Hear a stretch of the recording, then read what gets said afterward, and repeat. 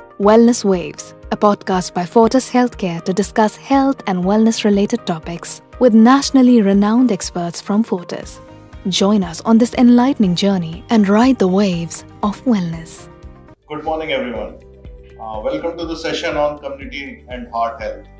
I am your host, Dr. Saransh Raja, and I am thrilled you are joining us for this important conversation on heart health. So, World Heart Day is observed every year on September 29th, and it's a day dedicated to raising awareness about cardiovascular diseases. This year, the theme is Use Heart for Action, emphasizing the prevention of cardiovascular diseases. Let's start this with some eye-opening statistics. Cardiovascular diseases are the leading cause of death worldwide, claiming nearly 18 million lives each year. That's about 1/3 of all global deaths. These numbers are alarming, but the good news is that many of these diseases are preventable. To dive deeper into heart health, we are excited to welcome our special guest today, Dr. Udgeet Dir sir. He is a Senior Director, Cardiothoracic Vascular Surgery and Heart Transplant, a renowned doctor from Fortis Memorial Research Institute, Gurugram. And I also would like to welcome Dr. Kamal Purushottam sir. He is a CMO Corporate Center at NTPC. Dr. Udgeet Dir sir has operated over more than 10,000 cases in the tenure of 11 years, and he has accreditation from various national and international societies and associations. And he has the expertise of minimally invasive valvular surgery, coronary and congenital heart surgery, heart failure surgery, ventricular assist devices, and cardiac transplant arrhythmia surgery. And we have with us Dr. Kamal Purushottam sir. He is the CMO Corporate Center at the NTPC Noida office. So, what can we do to protect our hearts? Here are key 5 lifestyle changes that can significantly reduce the risk of heart diseases. For example, the adoption of a heart-healthy diet. And second thing is staying active. And third thing is quitting the smoking. And fourth thing is managing the stress. And fifth one is regular health checkups. So we will now understand what is cardiovascular diseases from our guest speaker, Dr. Udgeet Dir sir. So, sir, ये दिल की बीमारियां क्या होती है जो हम हिंदी में बोलते हैं या जिसको कार्डियोवास्कुलर डिजीजेस बोलते हैं? आप कुछ बोल पाए इसमें? नमस्कार, मैं डॉक्टर उद्गीत। देखिए, सबसे पहले दिल एक मेजर ऑर्गन है और आज वर्ल्ड हार्ट डे के उपलक्ष्य में ये जो हमने एक पॉडकास्ट ऑर्गेनाइज करा है, इसमें दिल को जोड़ते हैं। सबसे पहले सभी कहते हैं दिल से नहीं दिमाग से सोचिए, बट मैं कहता हूं एक बार दिल से सोच के देखिए, बहुत सारी चीजें आसान हो जाती हैं। एक मुट्ठी भर का ऑर्गन है जिसमें उसकी ब्लड सप्लाई के लिए 3 नसें हैं और 4 वेल्व हैं और एक मुख्य धमनी है जो सारे शरीर में ब्लड सप्लाई करती है। हार्ट ही एक ऐसा ऑर्गन है जो सब जगह पंप करता है और ब्लड सप्लाई करता है और कंटिन्यूस पंप करता रहता है। तो जैसे हम अपने हर एक चीज का, हम मोबाइल का बिल हमारा 7 तारीख को होता है, हम ये चाहते हैं कि 6 तारीख को पे कर दे ताकि वो मोबाइल चलता रहे। ऐसे ही हमारे शरीर में एक हार्ट एक ऑर्गन है, वो चाहता है कि उसकी देखभाल करी जाए। तो हम सबसे पहले इसमें क्या बीमारियां हो सकती हैं? जो नसों में है उसमें कोलेस्ट्रॉल और क्लॉट डिपोजिशन की वजह से अगर ब्लड सप्लाई हार्ट को ही कम हो जाती है तो उसकी वजह से हार्ट अटैक हो सकता है। हार्ट के अंदर 3 सिस्टम, एक ब्लड सप्लाई सिस्टम जो ये 3 आर्टरियों के द्वारा सप्लाई होता है, दूसरा मसल और वाल्व सिस्टम। हार्ट का एक मसल है जो कंटिन्यूस कॉन्ट्रैक्ट करता रहता है और वाल्व 4 वाल्व हैं जो एक यूनिडायरेक्शनल फ्लो, मतलब एक ही डायरेक्शन में फ्लो की बैक ना जाए, उस चीज के लिए फंक्शन करते हैं। और तीसरा होता है करंट सिस्टम जिसे हम ईसीजी के द्वारा मापते हैं और हम हाथ से देखते हैं पल्स। तो इन 3 आपस में इंटरडिपेंडेंट है और तीनों में किसी में खराबी हो दूसरे के अंदर वो दर्शा सकती है। तो इन चीजों का हमें ख्याल रखना है। अब मुख्य बीमारियां अपने इंडिया में हार्ट की आर्टरीज के ब्लॉकेज जिसकी वजह से हार्ट अटैक होता, दूसरा वाल्व की प्रॉब्लम जिसकी वजह से हमें सांस फूलती, और तीसरा करंट सिस्टम जो अभी हम आए दिन देखते हैं कि हमें एक यंग पेशेंट था, उसको सडन वो खेलते खेलते कोलैप्स कर गया। तो उसको क्या हुआ? उस ईसीजी का करंट सिस्टम की प्रॉब्लम हुई। तो वो हम अगर इन 3 चीजों को एक साथ माप लें और उसको देख लें। मैं ये कहता हूं अगर हमें पता हो कि हमारे दुश्मन कहां कहां किस झाड़ी में छिपे हुए हैं तो हमें उन पे कंट्रोल करना आसान है। अगर हम अनभिज्ञ हैं तो हमें उनका कंट्रोल करना मुश्किल है। अब हम आते हैं कि हम कैसे कैसे इनको पकड़ सकते हैं, क्या चीजें हैं जो हम नॉर्मल इसको देख के हम ये पता कर लें कि साहब हमें ये हार्ट की कोई बीमारी तो नहीं। तो सबसे पहले हम आते हैं पल्स। देखिए पहले बहुत पुराने एक वो कहते थे वो वैद्य बहुत बढ़िया है, उसने नब्ज पकड़ के मर्ज का डायग्नोसिस कर दिया। ठीक है, तब तो ऐसे इतने एडवांस नहीं थी, लेकिन पद्धति तो तब की है। और हमारी इंडियन वो है, वो कहता है वो वैद्य बहुत बढ़िया है, वो हकीम बहुत बढ़िया है, उसने नब्ज पकड़ी और मरीज का डायग्नोसिस बना दिया कि क्या बीमारी है। हम भी ये कर सकते हैं। देखिए कोविड के बाद हम लोग बहुत विजिलेंट हो गए, हर एक ने पल्स ऑक्स लेना शुरू कर दिया। तो हमें पल्स और ऑक्सीजन दो चीजें जो हैं वो हमें हर एक को पता चल जाती है। तो अब हमें पल्स का क्या, मैं आपको एक कछुए की पल्स बहुत स्लो होती है और वो सबसे ज्यादा लंबा जीता है। तो जितनी पल्स आपकी स्लो, इसका मतलब ये नहीं कि 30 हो जाए, तो एक रेंज होनी चाहिए। अगर आपकी पल्स रेट 55 और 90 के बीच में है तो इसका मतलब आपकी पल्स रेट ठीक है, आपको कोई मेजर प्रॉब्लम नहीं। अगर आप बैठे हुए हैं और आपकी पल्स रेट 100 से ऊपर जा रही है, 50 से नीचे जा रही है, तो इसका मतलब ये रेड फ्लैग है। आप तुरंत किसी को दिखाएं, आप ईसीजी कराएं, अपने हार्ट का एवेल्युएट कराएं। तो पल्स मापना तो घर पे बहुत आसान है। तो एक पल्स हमारे बेसिक हार्ट की नहीं पूरे बॉडी की हेल्थ के बारे में बताता है। तो हम एक चीज तो हम घर पे डेली पकड़ ही सकते हैं। तो एक चीज हमारी दूसरा एक बहुत बड़ी गलत धारणा है कि छाती में पेन सिर्फ सेंटर में होगा और वो लेफ्ट हैंड में जाएगा तभी हमें हार्ट अटैक हो रहा है, अदरवाइज नहीं। ये बहुत बड़ी 30% लोगों को ये होता है और डायबिटिक को कभी कभी ये भी नहीं होता। तो हमारे क्या रेड फ्लैग्स हैं जिससे हम इसको जल्दी पकड़ लें? हृदय का दर्द जौ से लेके नाभि तक हो सकता है, पहली चीज। दूसरी चीज, सिर्फ यहां पे भारीपन नहीं, अगर पेन छाती में दर्द चलने से हो रहा है, किसी एक्टिविटी से हो रहा है और वो एक्टिविटी रोकने से सबसाइड कर रहा है, तो इसका मतलब ये हार्ट का पेन हो सकता है। मेरे पास एक पेशेंट है, कहता है डॉक्टर साहब जब मैं स्कूटर की किक हटाता हूं और किक मारता हूं तब मेरे ना दोनों गर्दनों में खिंचाव हो जाता है। सो जॉ पेन, दोनों तरफ गर्दन में खिंचाव होना, हार्ट डिजीज। डॉक्टर साहब शादी में गए थे, वहां पे पूड़ी बहुत स्वाद थी तो हमने 1-2 पूड़ी ज्यादा खा ली। उसके बाद डॉक्टर साहब ऐसी गैस बनी, लिम्का लिया, उसमें नींबू डाला और वो वहीं पे वो कुछ मसाला सा था वो डाला, जब वो गैस निकली तब जाके सांस में था। This is anginal equivalent. Diabetics को बहुत कॉमन है। दूसरा, डॉक्टर साहब पहले तो 3 मंजिल आराम से चढ़ लेते थे, पिछले कुछ दिनों से ना 1 मंजिल पे ही सांस फूलने लगती। ये हमारी बॉडी के रेड फ्लैग है। ये हमारे ऊपर है कि हम इन रेड फ्लैग्स को माने या ना माने।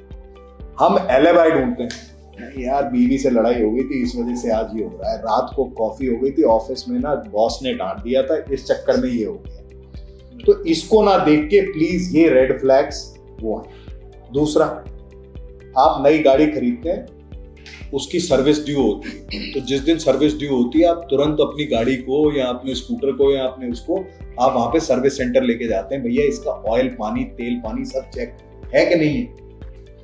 आप अपने शरीर के लिए एक दिन क्यों नहीं चुन सकते, जिसकी वजह से आप सब चीज कमा रहे हैं, जिसकी वजह से आप चल रहे हैं, तो उसको एक रेगुलर चेकअप, जो आपने अभी वो कहा था ना, मैं उसी के लिए मैं एक इसके लिए ये कहता हूं, आप अपना बर्थडे वाले दिन चुन लो, ठीक है।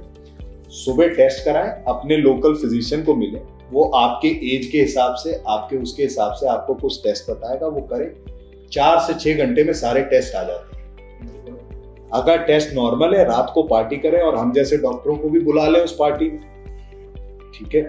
सो पॉइंट ये है कि regular checkup, regularity is the key. अब आगे हमारा ये आ जाता है कि हम बचाव का तो डॉक्टर साहब बताएंगे, बट हमें रेड फ्लैग, हमें ये जरूर पता होना चाहिए कि साहब हमारी बॉडी के अंदर अलग क्या चीज हो रही है। सर इस पे एक क्वेश्चन मैं पूछना चाहूंगा कि आपने जैसे अभी रेड फ्लैग बताया, तो ये हमारे कॉमन लोगों के लिए बहुत ही इंफॉर्मेटिव चीज है कि आपको रेड फ्लैग ध्यान देना चाहिए। लेकिन कॉमनली लोगों का ये क्वेश्चन होता है कि रेड फ्लैग तो भैया वो 40 साल की उम्र से ज्यादा वालों को आता होगा, और 40 से कम की उम्र में जो जिम कर रहे हैं, जिनको हार्ट अटैक आ रहा है, उनको नहीं आता होगा। तो ये क्या ये सही है? बहुत बढ़िया सवाल पूछा साहब। आजकल हम लोग ना ये मीडिया और ये सब चीजें ना हम देख डालते हैं और फोटो लग जाती है। देखिए मैं हूँ श्वार्ज़नेगर और रैम्बो के जमाने का, उसमें वो इतने बड़े बड़े डोले दिखा के आजकल सब जगह, और जिम में ये हो गया है। देखिए साहब, भगवान से ज्यादा आप उसको भगवान कह लें, नीली छतरी वाला कह लें, ऊपर वाला कह लें, मदर नेचर कह लें, उसने मेरी हाथ की 5 उंगलियां बराबर नहीं बनाई। उससे ज्यादा तो कॉम्पिटेंट कोई नहीं। सो हर एक बॉडी एक डिफरेंट चीज के लिए बनी है। आप शायद वेट उठाने के लिए बने हैं, मैं शायद जॉगिंग के लिए बना हूं, ये स्विमिंग के लिए बने हैं या योगा के लिए बने। ये हमें अपने आप चुनना है, ये नहीं कि हम दूसरे को फॉलो करना है। लाइफ मल्टीपल हाईवेज है और हर एक का हाईवे अलग बना है, हर एक की बॉडी अलग बनी है। तो एक वो ये है कि नहीं साहब मैं जिम में पंपिंग करूंगा, एक्स्ट्रा वे प्रोटीन खाऊंगा, और क्या ये बीमारी 40 साल के नीचे नहीं हो सकती? सबको हो सकती है। अगर हम जैसे हम अपने पेरेंट्स से कुछ चीज इनहेरिट करते हैं, वो कहता है ये लड़का अपनी ना माँ पे गया है, इसके नैनक्स माँ पे नहीं, इसके तो यार बाल बिल्कुल अपने पिताजी पे गए हैं। ऐसे ही हम कुछ बीमारियां अपने पेरेंट्स से देते हैं।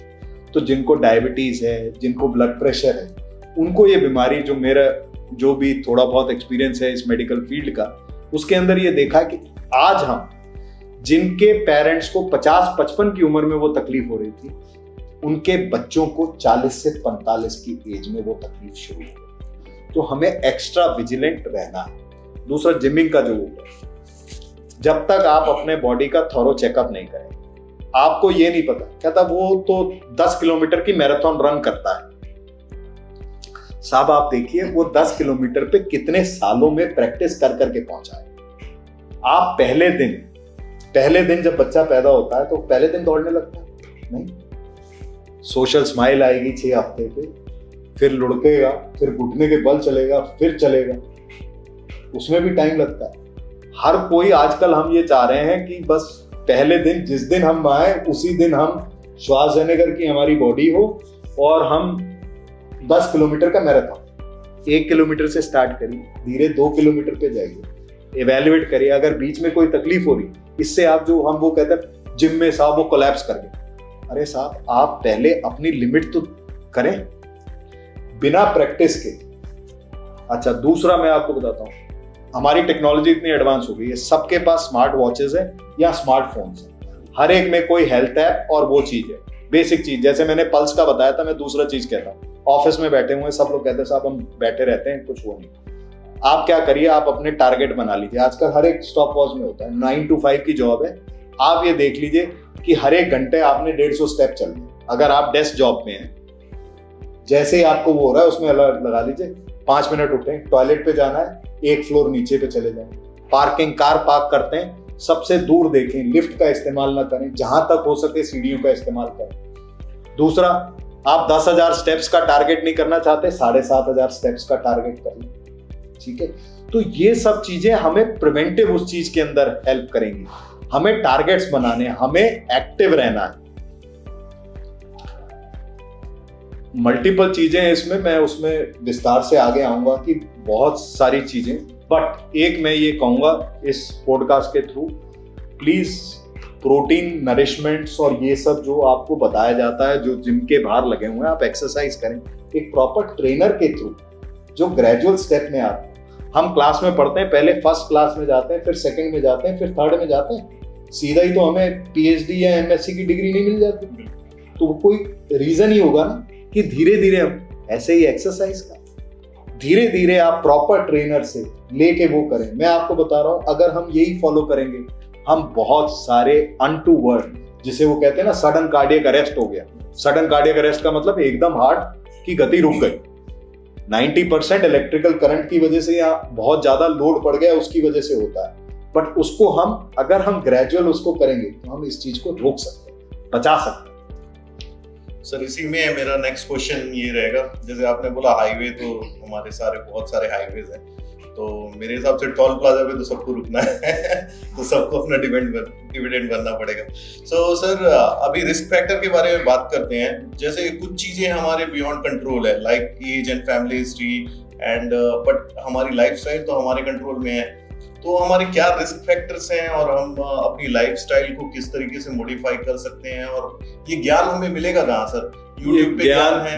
देखिए, ज्ञान बांटने वाले बहुत सारे लोग बैठे हैं। मैं आपको मैं साइंटिफिक डॉक्टर हूं मैं साइंस को मद्देनजर रखते हुए आपको ये बताता हूं कि हमें अपने रिस्क फैक्टर कैसे देखते हैं। ठीक है, हमारे पास सारे घर में ऐसी चीजें जिससे हम रिस्क फैक्टर्स कैलकुलेट कर सकते हैं। सबसे पहले फैमिली हिस्ट्री में कि किसी को हाई ब्लड प्रेशर की हो। एक मेरे पास पेशेंट, एक हमारा ना बहुत बड़ा वो बन गया है जिसे कहते हैं ना कि एक मेरे बैच है, डॉक्टर साहब मैंने ना आज 65 साल की उम्र हो गई, मैंने एक गोली नहीं खाई। अरे साहब बहुत बढ़िया है, आपने गोली नहीं खाई। डॉक्टर साहब मैंने कभी बीपी चेक नहीं कराया, इसमें कौन सी वो है? आप छाती खोल के बॉर्डर पे खड़े होंगे तो दुश्मन तो आपको गोली मारेगा ही।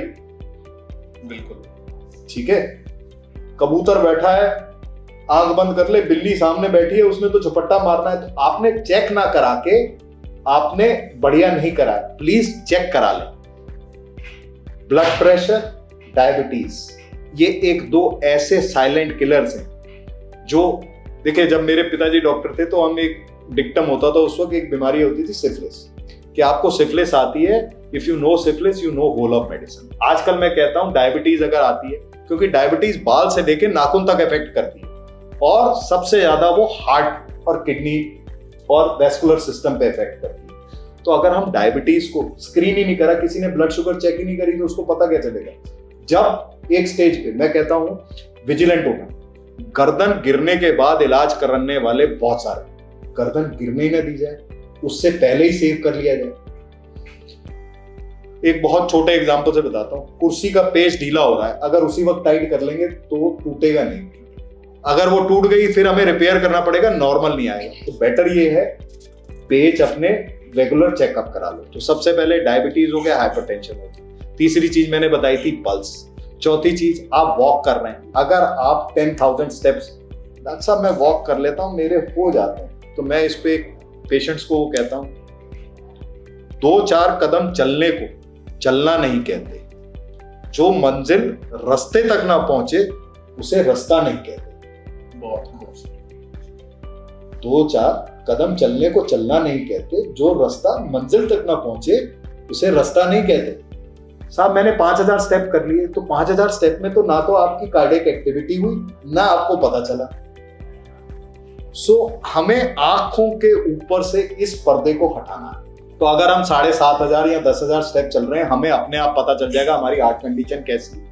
हम एक मेजर इमरजेंसी से बच सकते हैं अगर हम ये रेगुलर कर रहे हैं। तीसरा, एक नया डिक्टम आजकल की नई जनरेशन का सब जगह, वो कहते हैं वर्क हार्डर। बहुत बढ़िया साहब, वो कहते हैं, पुराना हमें वो कहता ना ऑल वर्क एंड वो, उसके बाद वो ये कहते हैं वर्क हार्डर। एक नया डिक्टम आ गया, पार्टी हार्डर। मैं कह रहा हूं साहब आप वर्क हार्ड भी करें, पार्टी हार्डर भी करें। Sleep the hardest. आप कार से कहीं जाते हैं, आप बीच में रुकते हैं ना कि भैया कार गर्म हो जाएगी, इंजन को कुछ आराम दे दें या किसी को दे दें। हार्ट एक बॉडी का इंजन है, उसको भी रेस्ट चाहिए, उसको भी अच्छी अच्छी चीजें चाहिए।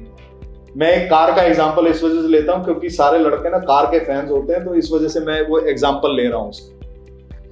हमारे हार्ट के लिए क्या है? स्लीप क्या है? उस इंजन को रेस्ट देना। ऑयल क्या है उसके लिए? हार्ट के लिए सबसे बड़ा ऑयल क्या है? हमारा लाइफस्टाइल। तो लाइफस्टाइल में क्या क्या चीजें आती हैं?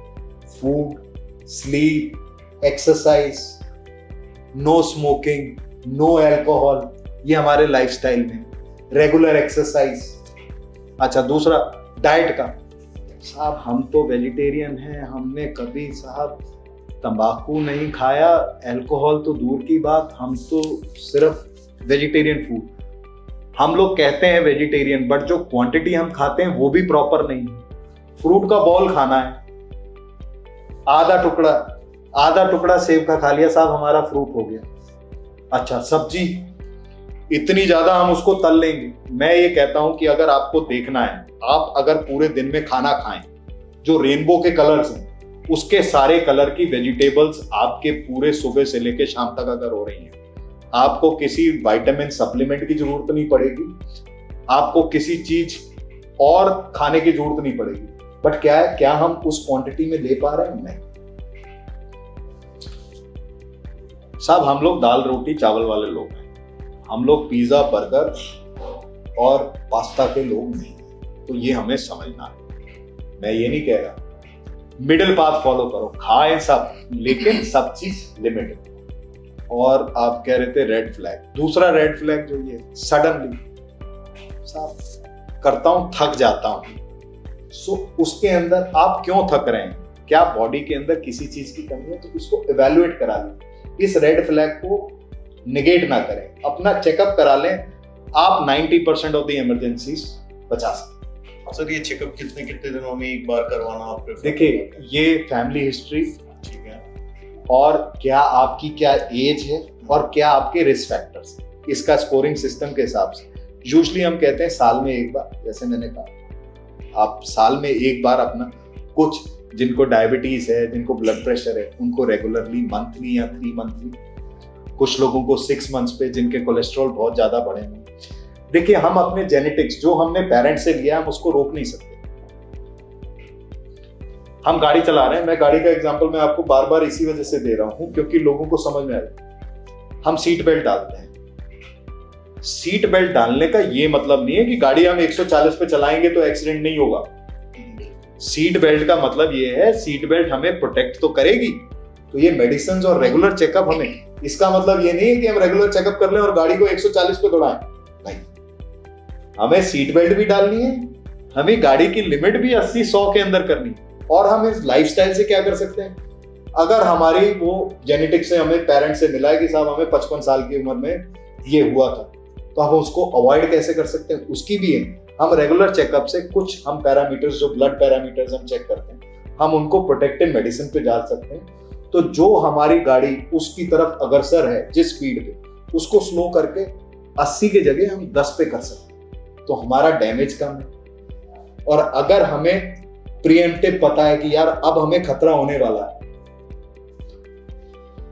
ऑफिस है यहाँ पे, एनटीपीसी का ऑफिस है, यहाँ पे सब जगह फायर अलार्म्स हैं, और जैसे ही फायर अलार्म बजता है हम लोग दौड़ लेते हैं और सब ट्रेनिंग होती है कि असेंबली एरिया है यहाँ पे, ठीक है। ऐसे ही हमने इस चेकअप से हमने पता कर लिया सर, हमारा फायर एक्सटिंग्विशर वहां रखा है और ये वाला रास्ता है जहां पे हमें फायर असेंबली पे इकट्ठा होना है। तो हमने वो एक अपना एक रिपोर्ट कार्ड बना लिया, जैसे बचपन में मिलता था अपने को रिपोर्ट कार्ड, ऐसे ही हमने एक रेगुलर चेकअप से अपना रिपोर्ट कार्ड बना लिया। उसमें देख लिया, हाँ साहब ये ठीक है। और मैं आपको बताता हूँ, आजकल सारे लोग ना ये मार्केट की बहुत ज्यादा बात करते हैं। मेरा वैसे उससे ज्यादा ज्ञान नहीं है मार्केट के बारे में, तो मेरे से ना पूछे, मैं गलत ही शेयर बताऊंगा आपको। बट मैं आपको एक चीज बताता हूं, हमारा हेल्थ एक ऐसा इन्वेस्टमेंट है जिसके अंदर अगर इन्वेस्टमेंट करते हैं हम, उसका सेंसेक्स कभी नीचे नहीं जाएगा, उसका सेंसेक्स हमेशा ऊपर ही करेगा। आप अगर 5 इन्वेस्ट करेंगे अपने हेल्थ के ऊपर, आपको 500 की रिटर्न मिलेगी, ये गारंटी। बिल्कुल सर, आपने गाड़ी का एग्जांपल दिया, तो हम गाड़ी की मेंटेनेंस रेगुलर करवाते रहते हैं, और जब कभी गाड़ी खराब हो जाए तो हम ऑलवेज देयर इज ऑप्शन कि हम नया गाड़ी खरीद सकते हैं। बट बॉडी के साथ तो ये नहीं है कि हम नया गाड़ी खरीद पाए, तो हम तो डिटेक्ट हो जाता है सर कोई डिसीजेस, हार्ट डिजीज, तो उनको और क्या प्रिवेंशन लेना चाहिए जो जब उनकी डिटेक्ट हो चुकी है? बहुत बढ़िया सवाल आपने पूछा, आपने बहुत बढ़िया कहा। अब ऐसा करते हैं, अब हम पुराने टाइम पे आ जाते हैं, घोड़ा गाड़ी के टाइम पे आ जाते हैं। देखिए, हमारी बॉडी एक कार्ट की तरह मान लें, बिल्कुल, और हमारा हार्ट एक घोड़े की तरह मान लें, ठीक है। अब हार्ट हमें मालूम है हमारा घोड़ा कमजोर हो गया, तो हमारे पास क्या क्या चीजें, दवाइयां, चाबुक है, ठीक है, तो दवाइयों से हम क्या कर सकते हैं, उस हार्ट घोड़े को कहेंगे कि भैया उसके अंदर ताकत आ जाए, वो कर दे।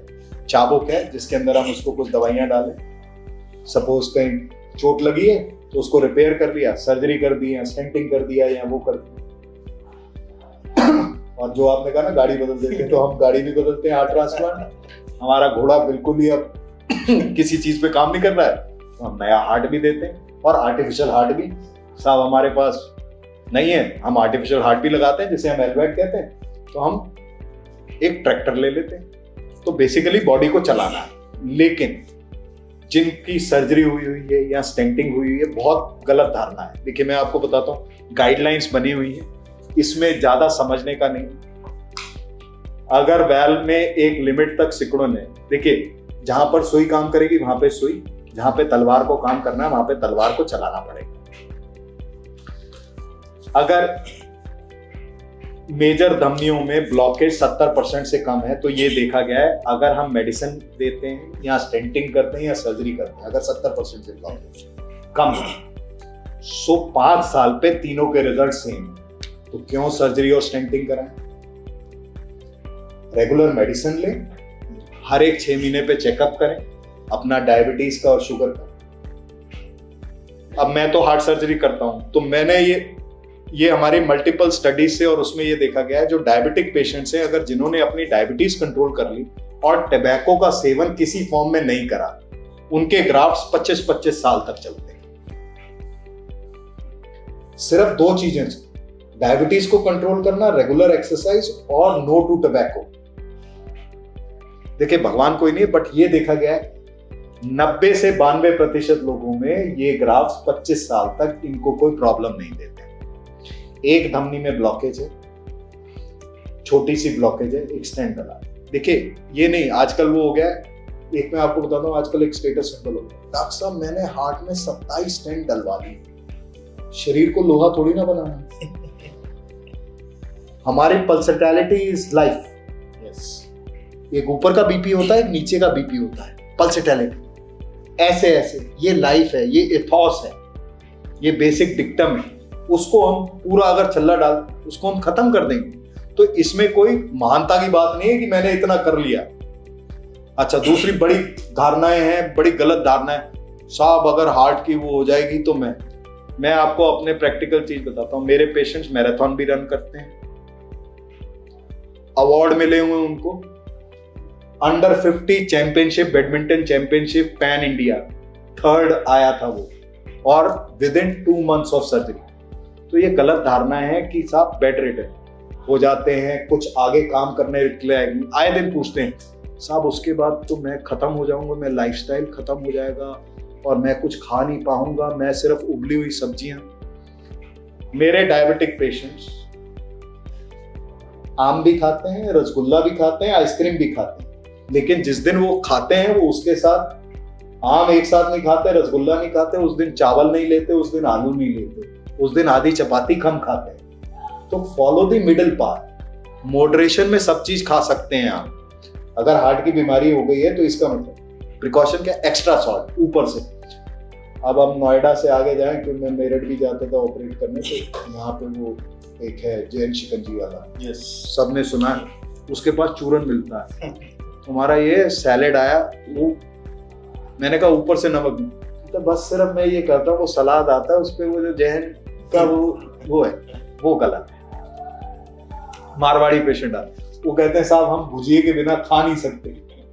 सो ये चीजें अवॉइड करनी है, ये प्रिकॉशंस जरूर लेना है, और रेगुलर एक्सरसाइज और रेगुलर चेकअप में, बार बार रेगुलर चेकअप के लिए बहुत सारी चीजें रेगुलर चेकअप में, मैं दो चीजें मैं बता रहा हूँ, पल्स, बीपी से आप बहुत सारी चीजें पकड़ सकते हैं। सर बीपी के रिगार्डिंग, जैसे आपने बताया बीपी मॉनिटर करना चाहिए, तो आजकल हमने घरों में अपने इलेक्ट्रॉनिक बीपी मशीन लेनी शुरू कर दी है, लेकिन हम रेगुलरली टीवी पे भी सुनते रहते हैं और बहुत सारे लोगों से सुनने को ये मिलता है कि नहीं ये बीपी मशीन इतनी इफेक्टिव नहीं है, वो जो मरकरी वाली आती थी वही इफेक्टिव है, किसी को बुला के करवाइए। तो इसका आपके बारे में क्या ओपिनियन? देखिए ऐसा है, हर एक चीज स्क्रीनिंग टूल, पहले हमारे वॉच में, अब तो वॉच में पल्स भी आ जाती है। एक एप्पल की वॉच है, वो ईसीजी भी निकाल के मेरा पेशेंट भेज देता है, डॉक्टर साहब कुछ फील हो रहा था, जरा ये ईसीजी देख लीजिए। तो देखिए नई टेक्नोलॉजी को लेना बहुत बढ़िया चीज है, पूरी तरीके से कोई भी गलत और कोई भी सही नहीं। जो हम घर पे मॉनिटर करते हैं, हम क्या करते हैं, ऑफिस से आए सीधा चाय पी और बीपी नाप लिया, गलत। लेटे आप 3 रीडिंग ले, और ये डिवाइसेस जो घर पे हैं गलत नहीं बताते, इसको महीने में एक बार या 3 महीने में एक बार कैलिब्रेट करा लीजिए, तो आपको पता चलेगा कि फॉल्स रीडिंग नहीं आ रही है। ठीक है, तो वो गलत वो भी नहीं है, गलत वो भी नहीं है, बट उसको कैलिब्रेट कराना। हम हर एक चीज की टेस्टिंग करते हैं ना, स्विच की भी टेस्टिंग करते हैं। अब वो इलेक्ट्रिशियन घर में आता है, वो कहता है साहब वहां की लाइट नहीं आ रही, वो 2 तारे लगा के पुराने में आपको वो चेक करता, कहता हाँ साहब करंट आ रहा है कि नहीं आ रहा है। तो ऐसे ही आप अपने इस बीपी ऑपरेटर्स को चेक करा लो, भैया दोनों तरफ से करंट ठीक है कि नहीं। उसका मापदंड हमारे पास क्या है, वो मरकरी वाला, इसको चेक करा। अब हम डॉक्टर कमल सर से जानना चाहेंगे, सर आपके पास में कोई स्ट्रेटजीज हैं जो सर ने अभी जितना बताया, और जो प्रिवेंशन हमारी की, जिसको बोलते हैं prevention is always better than cure. देखिए, जैसे अभी डॉक्टर साहब ने बताया कि कार्डियोवास्कुलर डिसीज के ऊपर अभी काफी कुछ ज्ञान दिया है। कार्डियोवास्कुलर, जैसे इसका नाम ही बताता है कार्डियोवास्कुलर, यानी हार्ट प्लस वेसल्स। तो अभी दोनों के बारे में बड़ा विस्तार से बताया डॉक्टर साहब ने।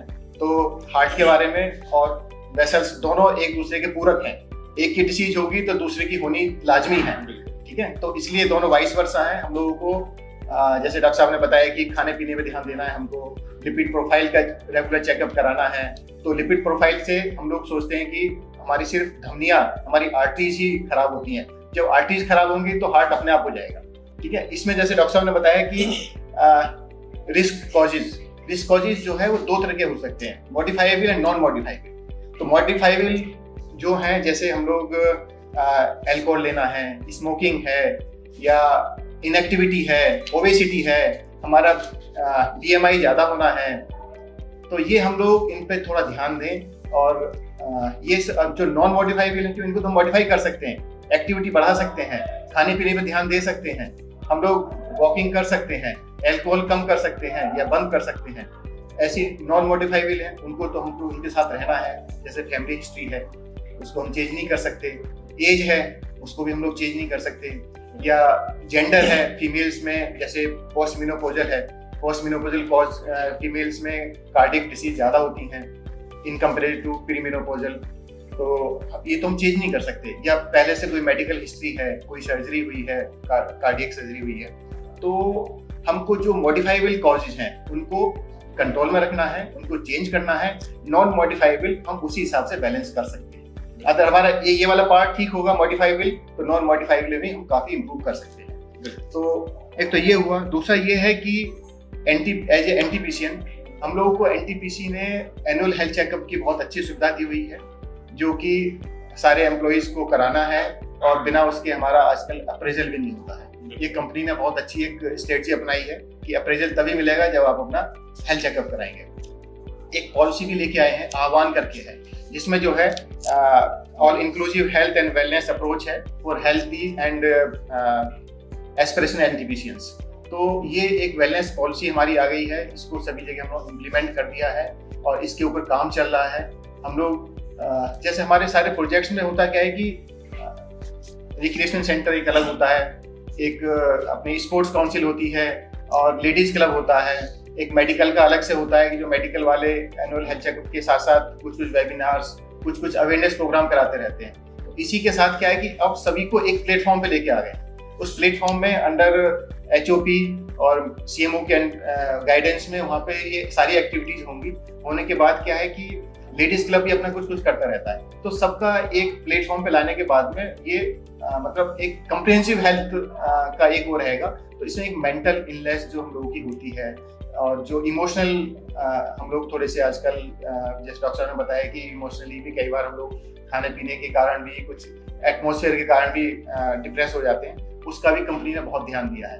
तो आह्वान के थ्रू हम लोग ये करते हैं, मेन हमारा जो एम है, ऑब्जेक्टिव है, reduce the mortality and morbidity, जो ये है जो एंजाइटी एंड मेंटल हेल्थ जो इसके कारण होती है उसको कम करना है।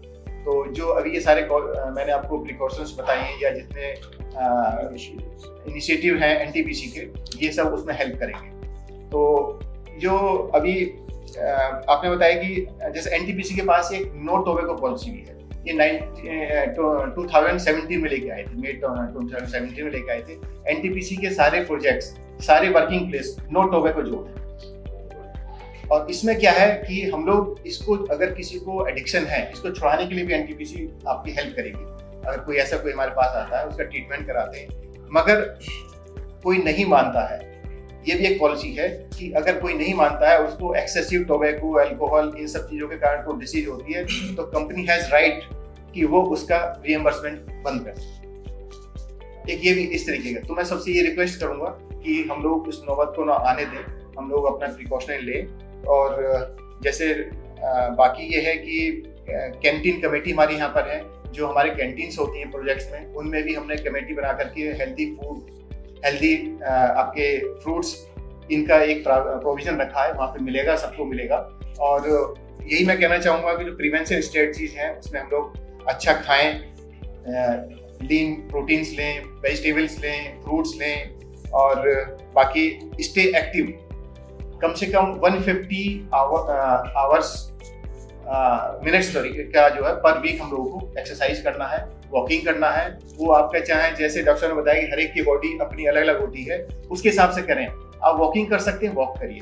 जो वॉकिंग कर सकता है वो थोड़ा सा ब्रिस्क वॉक करे। जो ब्रिस्क वॉक कर सकता है उसको थोड़ा सा जॉगिंग करना चाहिए, यानी थोड़ा एक अपने आप को अपग्रेड करना है, थोड़ा आगे बढ़ना है। तो ये हम लोगों के सारे प्रोजेक्ट्स में है और हमको अपनाना चाहिए, एक्टिव लाइफ होना चाहिए। तीसरा ये कि हम अपने हार्ट को, अपनी बॉडी को सबसे अच्छा गिफ्ट दे सकते हैं अगर हम नो टोबैको, यानी कि किसी भी फॉर्म में, सिगरेट हो या टोबैको च्यूइंग हो, अगर हम इसको गिफ्ट करना चाहें, अपनी बॉडी को वास्तव में प्यार करते हैं, तो मैं कहना चाहूँगा कि इसको क्विट कर दें आज से। और ये हमारे लिए, हमारी बॉडी के लिए सबसे अच्छा गिफ्ट होगा। क्यों डॉक्टर साहब? बिल्कुल, है ना। और एक जो मॉनिटर है हमारी हेल्थ की, जैसे हम लोगों को रेगुलर चेकअप्स कराना है, हेल्थ चेकअप करना है, ये सब के साथ साथ मेंटल हेल्थ आजकल बहुत जरूरी है। हम लोग सब लोग स्ट्रेस में हैं। स्ट्रेस को हम बस्ट करने के लिए हर आदमी की अपनी अपनी जैसे मेडिटेशन है, योगा है, या कोई हॉबी ऐसी डेवलप करें कि हम अपने स्ट्रेस को बस्ट करें। मैं इसी पे ऐड करूं आप? हाँ नहीं प्लीज। मैं एक्सरसाइज का इन्होंने बिल्कुल बहुत बढ़िया कहा है कि जो चल सकता है वो ब्रिस्क वॉक करे। और वो एक बहुत मेरे को इमीडिएटली बातों से ही वो याद आया, मेरे से ये पूछा जाता है, डॉक्टर साहब हमारे हार्ट रेट कितनी हम एक्सरसाइज के बाद कर सकते हैं? आजकल सबके पास वो ट्रैकर आ गया है, तो उसका एक सिंपल फॉर्मूला है, 220 माइनस योर एज। उससे ज्यादा आप अपने हार्ट रेट को ना बढ़ाएं, इससे आप बहुत सारी इमरजेंसी 220 माइनस, जो ये कह रहे थे ना कि ब्रिस्क वॉक, और वो उसके दौरान आप अपना हार्ट बीट, मैं आपको बता रहा हूँ, पल्स एक बहुत बढ़िया चीज होती है, पल्स को हम ट्रैकिंग कर सकते हैं। तो उस हार्ट बीट को ट्रैक करना, तो 220 माइनस योर एज, सपोज आप 40 साल के हैं, तो आपका हार्ट रेट 180 से ऊपर नहीं जाना चाहिए, आइडियली 150 और 170 के बीच में जब आप एक्सरसाइज कर रहे हैं। तो आप ये ट्रैक कर लेंगे, इससे आप बहुत सारी इमरजेंसीज बचा सकते हैं। दूसरा, मैं आपको एक जो बहुत बढ़िया एग्जांपल बताया कि मेंटल स्ट्रेस, मैं आपको बता रहा हूं, हम लाइफस्टाइल में ना इस वक्त क्या बन गए, हम प्रेशर कुकर बन गए बिना सीटी। रात को ऑफिस से आए, उसके बाद पार्टी करी, उसके बाद सुबह हम निकले ऑफिस के लिए, तो हम 7:30 बजे, 8 बजे का ऑफिस है, 7:30 बजे निकलेंगे। एक सैंडविच पकड़ा, उसको रोल में लगाया और साथ में ब्लैक कॉफी रख ली, और यहाँ पे एक कान में जिसे ईयर प्लग कहते हैं या वो लगा, उससे बात कर, हाँ मैं पहुंच रहा हूँ, और साथ में ड्राइव कर। ये लाइफ नहीं, प्लीज स्लो। सो वो जैसे ये हम कैसे, मेडिटेशन, आपको अपना पॉइजन चुनना है कि जिससे आप काम हो। आप हॉबी, आपको गार्डनिंग अच्छी लगती है, आप गार्डनिंग करें। आपको किताबें पढ़ना अच्छा लगता है, आपको म्यूजिक सुनना अच्छा लगता है। और दूसरी चीज, इस वक्त हमारे मीडिया इतना वो हो गया है, यूट्यूब पे आपको योगा अच्छा लगता है, आप योगा करें। आपको पायलट्स अच्छे लगते हैं, आपको कुछ स्ट्रेचिंग एक्सरसाइज लगती है, सबके इतने वीडियोस बने हुए, बट फिर भी प्लीज उसको एक ट्रेनर के थ्रू करें। That is more important. आप अपना एक हेल्थ इवैल्यूएशन पहले करा लें। आप क्या पता किसी चीज से बच्चा वो है, वो फुटबॉल के लिए बना ही नहीं है, आप उसको फुटबॉल खिलाना चाहते हैं, उसको प्लीज चेक करें। मैं सब एनटीपीसी के सारे एम्प्लॉयज को सिर्फ एक चीज कहता हूँ, and that goes to all the mothers. इन्होंने कहा कि लेडीज का पोस्ट मेनोपॉजल है, मैं आपको बताता हूँ, मैं आए दिन देखता हूँ मदर्स को सबसे बड़ी प्रॉब्लम यह है कि मदर्स और वाइफ्स को कि वो किसी को अपनी प्रॉब्लम बताते नहीं। मैं आपको लाइव एग्जांपल बता रहा हूँ। मेरे पास माता जी हैं, वो कहते हैं डॉक्टर साहब ये तो तकलीफ मेरे को 7 साल से है। मैंने कहा आप 7 साल से पहले हॉस्पिटल में? कहते मैं अगर बता देती मेरा बच्चा परेशान होता, मेरा हस्बैंड परेशान। उनको क्या होता था, चेस्ट पेन होता था, तो वो कमरे से चौके तक जाती थी।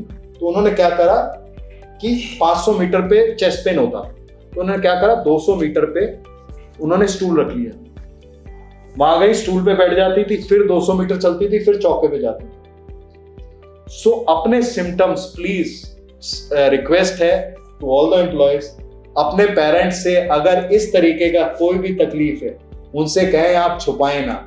A stitch in time saves 9। अगर हम टाइमली इसी चीज को वो कर लें। दूसरा, एक इंटरेक्टिव सेशन, जैसे आप मेंटल हेल्थ का मैं कह रहा हूं, आपको अगर तकलीफ है, आपका एक सीनियर नहीं सुनता है दूसरे सीनियर से, प्लीज शेयर करना सीखें। दुख बांटने से कम होता है, खुशी तो हर कोई बांट लेता है। अगर आपको कोई प्रॉब्लम है, कोई तकलीफ है, प्लीज शेयर करें। अपने फैमिली मेंबर से नहीं कर सकते हैं तो किसी दोस्त से करें।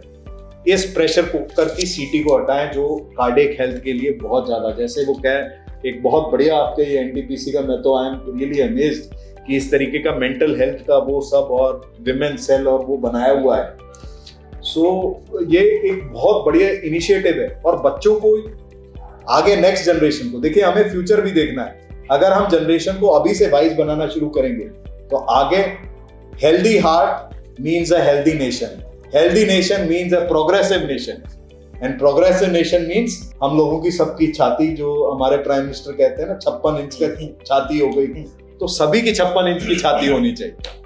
इसी में डॉक्टर हमारे यहाँ पे क्या एनटीपीसी में स्नेहल प्रोग्राम चल रहा है, वो mental health and emotional wellbeing के लिए है, राउंड द क्लॉक है। वो कोई भी हमारा एम्प्लॉय को कोई साइकोलॉजिकल प्रॉब्लम होती है तो उसमें जाके रजिस्टर कराए तो तुरंत साइकोलॉजिस्ट उसकी काउंसलिंग करेंगे, और ये 24/7। बहुत बढ़िया, ये बहुत बढ़िया है। देखिए हार्ट जो है वो दिमाग की सुनता है, लेकिन दिल अपनी चलाता है, वो एक अलग चीज है। बट फिर भी उसको ये मेंटल हेल्थ भी हार्ट को काम करता है, और हार्ट अगर काम रहेगा, उसी ने सारे शरीर में ब्लड सप्लाई भेजनी है, तो सारे ऑर्गन्स भी खुश रहेंगे और बॉडी भी खुश रहेगी। मैं सभी से ये रिक्वेस्ट करूंगा इस पॉडकास्ट के थ्रू कि वो स्नेहल जो प्रोग्राम है हमारा, उसका फुल्ली यूटिलाइज करें। और अभी एक और न्यू इनिशिएटिव हम लोगों ने लिया है कि सभी प्रोजेक्ट्स में और रीजनल ऑफिसेज में एक इमोशनल टॉक्स होंगी, सबका इवैल्यूएशन होगा, तो प्लीज उसमें सब लोग हमको हेल्प करें और उसमें जाके पार्टिसिपेट करें। मैं कह रहा हूँ इमोशनल के साथ साथ एक हार्ट का भी आपको एक एनटीपीसी वालों को एक प्रोग्राम चलाना चाहिए, जिसे कहते हैं। देखिए मैं आपको एक एग्जांपल, मैं माइट्रल वाल्व रिपेयर करता हूँ। हार्ट में एक वाल्व होता है जैसे माइट्रल वाल्व कहते हैं, तो हम उसको रिपेयर करते हैं, तो हार्ट उसको रोक के हम रिपेयर करते हैं। तो जब हम वाटर टेस्ट करते हैं तो उसके अंदर अगर स्माइल बनती है ना, तो हम कहते हैं हमारी रिपेयर बहुत बढ़िया है। तो हमारा ऑर्गन, बॉडी, हमारा जो हार्ट है वो खुद चाहता है कि हम स्माइल करें, ठीक है। उसका मेजर वाल्व होता है माइट्रल वाल्व, और उसको हम टेस्ट ही करते हैं, तो उसके अंदर डायग्राम बने हुए कि अगर जितनी बढ़िया स्माइल उसकी, जितना बढ़िया सी, और इस तरीके का वो बिल्कुल वैसा ही बनता है, जितनी बढ़िया स्माइल उतनी बढ़िया रिपेयर। तो हार्ट खुद कहता है कि साहब हंसो, खुश रहो, टेंशन फ्री रहो, तो क्यों नहीं सुनते हैं उसकी। मैं सारे लोग जो हमसे ऑनलाइन जुड़े हुए हैं उनसे रिक्वेस्ट करूंगा कि अपने क्वेश्चन चैट बॉक्स में लिखते जाए, सो दैट हम सर से क्वेश्चन पूछ सकें और उनका आंसर आपको मिल सके। जब तक ये क्वेश्चंस आ रहे हैं तब तक मैं सर से एक बात पूछना चाहूंगा कि जैसे हमारे एनटीपीसी में लोग हेल्थ चेकअप कराने के लिए जाते हैं, तो दे गेट वरीड कि मतलब उनका टीएमटी पॉजिटिव आया, किसी का टीएमटी नेगेटिव आया, तो ये कितना डायग्नोस करने के लिए या स्क्रीनिंग करने के लिए कारगर है? देखिए स्क्रीनिंग टेस्ट, टीएमटी बहुत स्क्रीनिंग टेस्ट पुराना चला। टीएमटी बेसिकली क्या है कि हम ट्रेडमिल पे दौड़ रहे हैं। अब मैंने कहा हार्ट के 3 सिस्टम होते हैं, करंट सिस्टम, एक ब्लड सप्लाई सिस्टम और मसल और वाल्व सिस्टम। सो हार्ट के ऊपर अगर ब्लड सप्लाई कम होगी एक्सरसाइज के दौरान, तो वो करंट सिस्टम में ईसीजी में दिखाएगा, जो हमें टीएमटी पे पकड़ लेते हैं कि ईसीजी। टीएमटी 70% सेंसिटिव, मतलब अगर हम 100 लोगों को स्क्रीन करेंगे तो 70% में हमें सही रिजल्ट्स मिलेंगे। 30% में जिसको बीमारी है उसको नहीं पकड़ में आए, और 30% जिसको बीमारी नहीं है वो पॉजिटिव बता। तो एकदम अगर टीएमटी आपका अगर ठीक रेंज में आ रहा है, और मैं वही बता रहा हूं कि एक्सरसाइज लोड कितना देना, हर एक का मीटर का एक लोड डिफरेंट है, ठीक है। तो आपने एक्सरसाइज आपने टीएमटी पे 7.5-8 मिनट्स और टारगेट हार्ट रेट जो मैंने आप वो अगर आप अचीव नहीं करे तो आपने प्रॉपर टीएमटी नहीं हुआ। अब उससे ज्यादा एडवांस्ड हो गए जिसको बहुत स्ट्रॉन्ग फैमिली हिस्ट्री, डायबिटीज है, दादाजी को भी प्रॉब्लम थी, दादी को भी प्रॉब्लम थी, माताजी पिताजी को भी हार्ट डिजीज है, तो वो टीएमटी ना कराएं, उससे बेटर टेस्ट है। स्ट्रेस इको है, स्ट्रेस थैलियम है, सीटी एंजियो है, हमारे बहुत और डायग्नोस्टिक टेस्ट हैं, बट वो कस्टमाइज हो। ये ऐसे नहीं होता कि ब्लैंकेट टेस्ट करा दिया, बट जिनकी बहुत स्ट्रॉन्ग फैमिली हिस्ट्री है, जिनको ऑलरेडी चेस्ट पेन हो रहा है और उनको डेफिनेटिव डायग्नोस्टिक करना है, तो टीएमटी की जगह दूसरे टेस्ट कराएं। स्ट्रेस थैलियम है, स्ट्रेस इको है, सीटी एंजियो है, या कभी कभी जब क्लासिकल साइंस ही हो रहे हैं और हमें पूरा रिस्क है तो कभी कभी फॉर्मल एंजियोग्राफी भी कराएं। सर हमारा पहला क्वेश्चन आ गया है, what are the symptoms of mild heart attack, how to differentiate it from gas pain? देखिए मैंने शुरू में ही बताया था, माइल्ड हार्ट अटैक होता है। हार्ट वो माइल्ड और मॉडरेट और सीवियर नहीं होता, हार्ट अटैक होता है। अगर वो मसल डैमेज हो गया तो वो परमानेंट डैमेज होता है, तो उसको हमें कोई कहते हैं गोल्डन आवर कि 6 घंटे में हमें प्रॉपर ट्रीटमेंट मिलना है। तो देखिए मैं उसके लिए कहता हूँ, हर एक जिसके फैमिली में एल्डरली रह रहे हैं या हार्ट डिजीज है, डायबिटिक है, या वो इकोस्प्रिन, क्लोपिडोग्रिल और स्टैटिन, ये 3 चीजें हैं। 80 मिलीग्राम एटोरवास्टैटिन, 300 मिलीग्राम इकोस्प्रिन और 300 मिलीग्राम क्लोपिडोग्रिल, इसकी एक पुड़िया बना के रख लेनी चाहिए एज ए इमरजेंसी ड्रग, कि किसी को चेस्ट पेन हो तो सीधा ये 300 मिलीग्राम और 80 मिलीग्राम की एक गोली खा लें। तो इससे आप मेजर इमरजेंसी। डिफरेंशिएट कैसे करेंगे? कभी कभी डिफरेंशिएट करना डायबिटिक्स में मुश्किल हो जाता है, बट चेस्ट पेन एक डिफरेंट तरीके का पेन होता है जो आप एक्सपीरियंस करते हैं, जिसमें भारीपन होता है। वो कहीं पे भी रेडिएट कर सकता है, गर्दन की तरफ या पेट की तरफ। रेस्ट करने से आराम मिल जाता है, वो यूजुअली हार्ट पेन होता है। खाना खाने के बाद किसी को अगर वो गैस बर्पिंग हो तो वो यूजुअली गैस्ट्रिक रिलेटेड, बट दोनों इसी को कहते हैं क्लिनिकल सेंस जजमेंट और वो। बट मोटा अगर कोई भारीपन रेस्ट करने से कम हो रहा है तो वो कार्डियक की तरफ ज्यादा है रादर देन गैस्ट्रिक। सर दूसरा क्वेश्चन है कि what is the current system for heart and how to check it?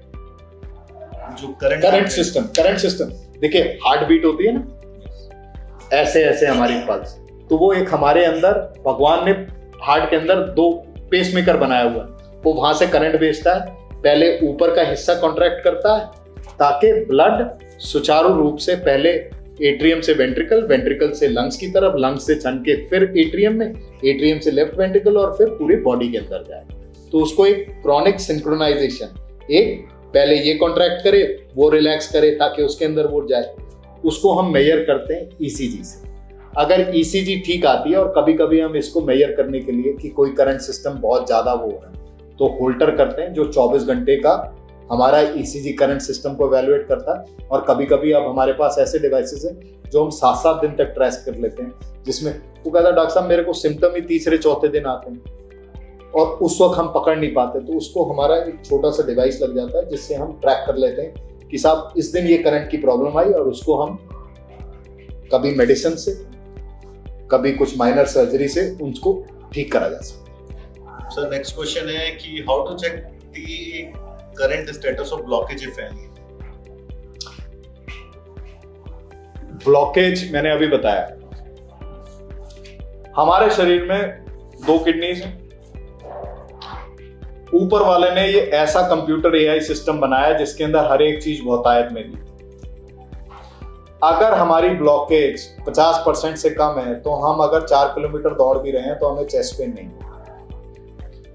हमें सिम्टम्स 60 और 70% पे जब ब्लॉकेज आ जाती है उसके बाद आने लग जाते हैं, कुछ लोगों को पहले फील हो जाता है। तो हम उसको चेक करने का हमारे कुछ हैं इनडायरेक्ट चेक करने के लिए, जैसे अभी हमने बताया टीएमटी, कि साहब ब्लॉकेज ज्यादा है, वो करंट के अंदर बता देगी साहब हाँ ब्लड सप्लाई कम हुई, तो करंट सिस्टम को कहता है कि साहब मैं ठीक फील नहीं कर रहा। दूसरा स्ट्रेस इकोम, ब्लड सप्लाई कम हुई, हार्ट का फंक्शन वो टेम्परेली उस जगह कम काम करने लगेगा कि भैया मेरे को ब्लड सप्लाई नहीं हुई। हार्ट के अंदर एक और चीज है, वो कहता है कि आप सुन नहीं रहे हो, तो ब्लड सप्लाई कम हुई, वो कहता है मैं काम करना बंद कर देता हूं, मरूंगा नहीं, उसे हम कहते हैं हाइबरनेटिंग मायोकार्डियम। तो नेचर में बहुत सारी चीजें हैं, उसको टेस्ट करने के लिए हम पेट स्कैन कराते हैं। और अगर ब्लॉकेज 100% जो डायग्नोस्टिक है उसके लिए एंजियोग्राम, जो हम तार डाल के जिसके अंदर हम एग्जैक्ट बता सकते हैं कि साहब ब्लॉकेज कितनी है। दूसरे इनडायरेक्ट टेस्ट हैं जो नॉन इन्वेजिव टेस्ट, उससे हम more than 90-95% at times we are able to tell कि साहब ब्लॉकेज है, क्रिटिकल ब्लॉकेज है कि नहीं है। पूरे रूल आउट करने के लिए तो एंजियोग्राफी एक बहुत बड़ा प्रचलन हो गया है। हर कोई कहता है डॉक्टर साहब मेरी सीटी एंजियो करा दो। सीटी एंजियो के एक अपने अलग क्राइटेरिया है। ऐसे आप हर एक आदमी को रेडिएशन को एक्सपोज करके डाई को एक्सपोज नहीं कर सकते। चुनना होता है कि किसको क्या जरूरत है। एक टीचर को मालूम है क्लास में कि ये लड़का, इसको डिबेट के लिए तैयार कराना है, इसको मुझे स्पोर्ट्स के लिए तैयार कराना है, ये सब साइंस की तरफ ज्यादा जाएगा, इसको इकोनॉमिक्स में बहुत ज्यादा इंटरेस्ट है। तो हर एक आदमी को डिफरेंट तरीके से वो चुन के अपने टेस्ट कराना है। तो आप लोकल फिजिशियन जिसको भी जाते हैं, लोकल फिजिशियन से बता लें, वो इजीली बता सकते हैं और बहुत सारी चीजें आला लगाने से भी पता चल जाती है। सर नेक्स्ट क्वेश्चन है, if somebody has bypass surgery should he take only oil free सब्जी? बहुत बड़ी गलत। मैं आपको बता रहा हूं, मेरे पास पेशेंट आया, मैं आपको अभी 2 हफ्ते पहले की बात बता रहा हूं। चेहरा लटका हुआ, ठोडी घुटने तक लटक रही थी। मैंने कहा आपको तो सही भेजा था मैंने, अब 1 महीने बाद आए हो, आपका तो चेहरा लटका हुआ है, तब वैसे कोई तकलीफ नहीं। And he started crying, doctor साहब उबली हुई सब्जी खिला रहे हैं, घिया तोरी खिला रहे हैं। मैं घिया तोरी के खिलाफ नहीं हूँ। मैंने कहा मेरी पहले तो प्रिस्क्रिप्शन, आप मेरे जो कंसल्टेशन है उसको हटाओ। हमारे हॉस्पिटल में जहाँ पे मैं काम करता हूँ वहाँ पे फूड कोर्ट भी है, वहाँ पे हल्दीराम का है। मैंने कहा पहले जाके एक छोला भटूरा खा के आओ। मैंने कहा एक ही खाना है भटूरा। तो साहब मिडिल पाथ फॉलो करो। 10% घी हमें चाहिए, उबली हुई तली हुई सब्जियां नहीं। सब्जियां खाइए, फ्रूट खाएं। आधी चम्मच अगर देसी घी दाल में डाल लेंगे, वो बाईपास के बाद नुकसान नहीं करेगा। छोटी रोटी को अगर चुपड़ लेंगे, लेकिन उससे घी टपकता नहीं होना चाहिए। अब तल के खाएं, ऊपर फिर बटर डालें। और एक हमारे पेशेंट हैं, दुबे जी हैं, वो एमपी के हैं, वो कहते हैं डॉक्टर साहब हम तो ऐसे नाप के घी डालते थे। देखिए वो तो नुकसान करेगा। Excess of everything is bad. अगर आप आधा चम्मच 10% हमें फैट चाहिए, तो मैं ये कहता हूं एक बेसिक डिक्टम, सब्जी में उतना घी तेल होना चाहिए कि सब्जी अगर थाली में परोसी जाए तो घी तेल पूरे थाली में ना हो। कटोरी में अगर सब्जी डाली जाए तो ऊपर घी तेल तैर ना रहा हो। और रही बात अब ऑयल की, बहुत लोग कहते हैं ऑलिव ऑयल अगर उबाल के खाते हैं, वेजिटेबल ऑयल जो हम इंडिया में इस्तेमाल करते हैं मोस्ट, वनस्पति को छोड़ के बाकी जो वेजिटेबल ऑयल जितने हैं, they are considered good. Animal fat oil, मोटा मोटा बताने के लिए, एनिमल फैट ऑयल जो हम इंडिया में बहुत कम जगह इस्तेमाल होता है, animal fat oils are not good and vegetable oils are usually good, but उनकी भी क्वांटिटी कम। सर ये क्वेश्चन है, good afternoon sir, any specific suggestions for children for maintaining good cardiac health? बहुत बड़ी। बच्चों का भी ब्लड प्रेशर नापना बहुत ज्यादा जरूरी है। आजकल बच्चे इतने स्ट्रेसफुल हो गए हैं, उनको स्कूल का प्रेशर है और एक मीडिया का प्रेशर है। मैं अभी डॉक्टर साहब से ही शेयर कर रहा था, एक बच्चे को उसका बीपी पता क्यों बढ़ गया, मैं आपको बताता हूँ। उसने रील डाली थी, उसने और उसके फ्रेंड ने रील डाली थी, अलग अलग रील बनाई। उसके फ्रेंड के 250 लाइक आए और उसके सिर्फ 125 लाइक आए। उसी पे वो मेंटल टेंशन में है। सब स्कोरबोर्ड थोड़ी ना है, कोई रील लाइक्स स्कोरबोर्ड थोड़ी ना बने हुए। इस चीज पे कृपया बच्चों को खेलने भी दें, वीडियो गेम ज्यादा ना खेलने दें, टीवी ज्यादा ना देखें, व्यायाम कराएं, एक्सरसाइज कराएं, उनका भी रेगुलर पल्स और बीपी एक बार चेक करा लें, एक हेल्थ चेकअप पीडियाट्रिशियन के पास जाके वो भी आला लगा के सुन लेगा तो major heart problem rule out हो जाएगी। अगर बच्चा आपको ये कह रहा है कि एक्सरसाइज खेलते वक्त जल्दी थक जाता है और सारे उसके फ्रेंड्स कह रहे हैं ये खेलते खेलते बैठ जाता है, कृपया उसकी हार्ट एवेल्युएशन तुरंत कराएं। A patient with minor leakage in mitral valve should do running or treadmill or not? With minor leakage, he can do treadmill and running both. Sir, target FPS, PPBS, HbA1c in diabetic patient on medication for healthy heart. Between HbA1c should be between 6.5 to 7. Okay. Sir, last 3 question ले लीजिए, मैं जल्दी बोलूँ। Sir, what one can do if he is having high cholesterol level, sometimes experience pain in left hand and leg and working in shifts as well as suffering from migraine, then in that case what one can do? देखिए, cholesterol पहले तो family history, अगर आपको family history किसी heart disease की नहीं है तो कुछ फैमिलियल कोलेस्ट्रोलीमिया होते हैं जिसके लिए हमारे पास बहुत बढ़िया मेडिसिन हैं, दिन में एक बार लेनी होती है जिससे हम कोलेस्ट्रॉल, देखिए मैं एक वास्ट टॉपिक है बट मैं आपको बताऊं मैंने कैसे, हमारे बहुत सारी गाइडलाइंस हैं American, Canadian, European and all that. LDL एक कोलेस्ट्रॉल जिसे हम कहते हैं बैड कोलेस्ट्रॉल, एचडीएल एक प्रोटेक्टिव कोलेस्ट्रॉल। देखिए मोटा बता रहा हूं, please don't go into the intricacy. LDL cholesterol जितना कम उतना बेटर, एचडीएल कोलेस्ट्रॉल 40 से ऊपर, 40 और 50 बेटर। एचडीएल कोलेस्ट्रॉल कैसे बढ़ता है? एक्सरसाइज रूटीन बढ़िया हो, फ्रूट्स खाएं, नट्स खाएं, उससे एचडीएल कोलेस्ट्रॉल मोटा एलडीएल कोलेस्ट्रॉल कम किससे? एक्सरसाइज से कम होता है ज्यादा। लेकिन अगर हमारे शरीर में कुछ एंजाइमेटिक, जो हमने जैसे मैंने नाक अपनी माँ से लिया है तो उसके साथ वो वाली जीन भी आ गई कोलेस्ट्रॉल वाली, तो उसको तो ना नाक काट सकता हूँ, सूखने का तो बनना नहीं है, तो ना वो जीन निकाल सकता हूँ, तो क्या करें? उसको सप्लीमेंट, हमारे कोलेस्ट्रॉल की मेडिसिन है आजकल, उसको लें और उस टारगेट को अचीव करें, हम सब चीज ठीक हो जाए। आपको माइग्रेन हो रहा है तो आप प्लीज प्रॉपर एवेल्युएट कराइए जिसमें एक्सटेंसिव पूरा कोलेस्ट्रॉल लेवल का होता है, जिसमें एलपीए लेवल्स भी हम चेक करें और आपको प्रॉपर मेडिसिन, और थोड़ा सा जैसे आपके एनटीपीसी में वो है, माइग्रेन भी थोड़ा सा स्ट्रेस से रिलेटेड होता है, कुछ फूड से रिलेटेड होता है, उसको अवॉइड करें तो आपकी माइग्रेन की भी वो खत्म हो जाए। और हाथ पैर में दर्द हो रहा है, प्लीज एवेल्युएट कराएं, विटामिन डी लेवल्स चेक कराएं और B12 लेवल्स चेक कराएं। Sir, last question. Sir, my father got one very mild heart attack due to blockage. Doctor recommended pacemaker if another heart attack come in future. Kindly suggest me, will I install it now or wait for any future problem? देखिए, जब future problem ये very करता है, कितना minor attack था, heart function कितना है, pulse rate कितनी है। अगर हमारा एक मोटा पॉज अगर 2.5 सेकंड से ज्यादा आ रहा है तो हमें पेसमेकर लगाना चाहिए। दूसरी चीज, अगर हार्ट फंक्शन 30% से कम और ब्लॉकेज की वजह से है तो उसके लिए एक डिफरेंट टाइप ऑफ पेसमेकर होता है जिसे हम आईसीडी कहते हैं, वो सडन डेथ को प्रिवेंट करता है। हार्ट के अंदर भी शॉर्ट सर्किटिंग हो जाती है, जैसे करंट सिस्टम में होती है ना, ऐसे वो कभी शॉर्ट सर्किट मार जाता है, उसकी वजह से हार्ट काम करना बंद कर देता है, तो उसको प्रिवेंट करने के लिए एक पेसमेकर होता है जिसे हम कहते हैं आईसीडी।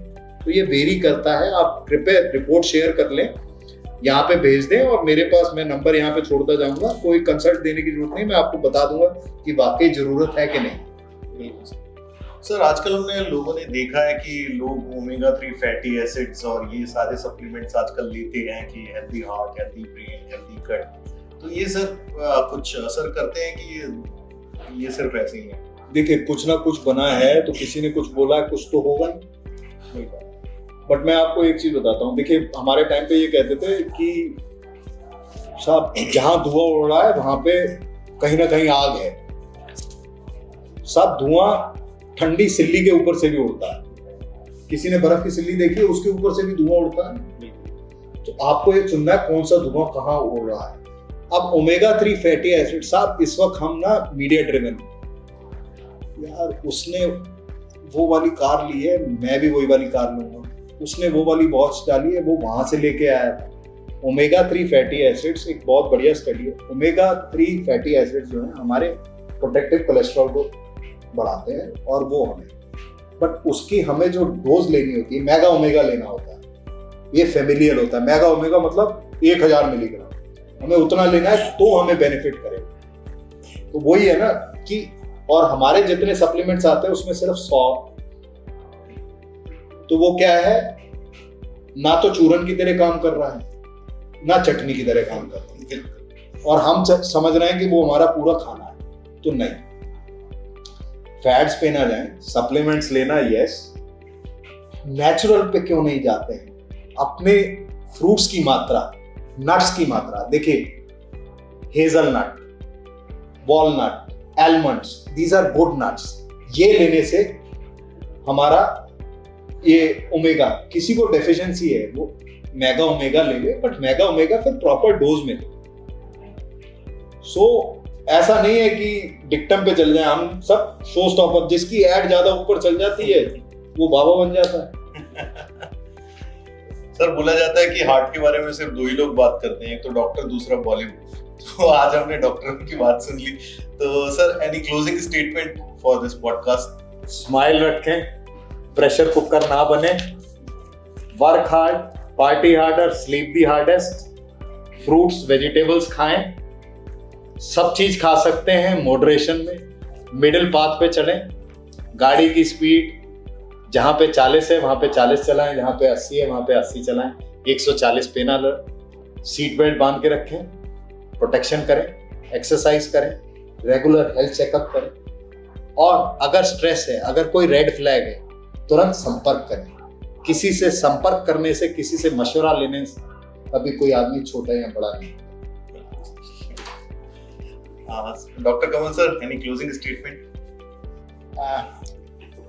मैं तो सबसे रिक्वेस्ट करूंगा कि एनटीपीसी के सभी लोग अपना सीरियसली एनुअल हेल्थ चेकअप कराएं, उसको लाइटली ना लें। लास्ट में जाकर के जो हम लोग फॉर्मेलिटी पूरी करके चले आते हैं, प्लीज उसको फॉर्मेलिटी ना समझें, उसको सीरियसली कराएं और टाइम से कराएं।